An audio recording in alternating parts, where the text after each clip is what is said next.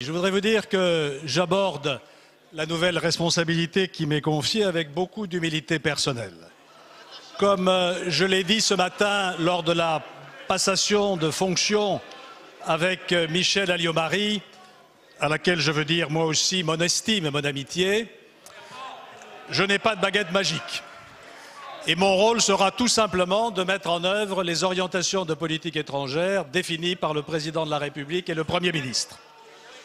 Il n'en reste pas moins que j'éprouve de la fierté aussi d'être à nouveau à la tête de la diplomatie française, parce qu'elle est constituée d'hommes et de femmes qui sont de vrais professionnels de la politique étrangère, qui sont compétents, qui sont dévoués, qui ont un sens élevé de l'État et des intérêts de la France.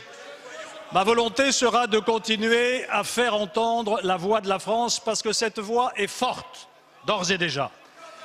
Elle a été forte pendant la crise où le président de la République a fixé le cap. Elle est forte au G8 et au G20 où des initiatives importantes ont été prises. Elle est forte au Conseil de sécurité des Nations Unies qui vient de délibérer sur une résolution à l'initiative de la France et de la Grande-Bretagne. Cela dit, le monde change et une nouvelle donne est devant nous. Et voici les quelques axes sur lesquels j'essaierai de travailler. D'abord, refonder l'Union pour la Méditerranée, qui était une idée visionnaire et qu'il ne faut pas abandonner dans un contexte nouveau.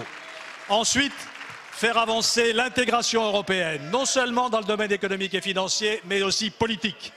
En troisième lieu, resserrer nos grands partenariats avec la Chine, avec la Russie, avec le Brésil, avec l'Inde.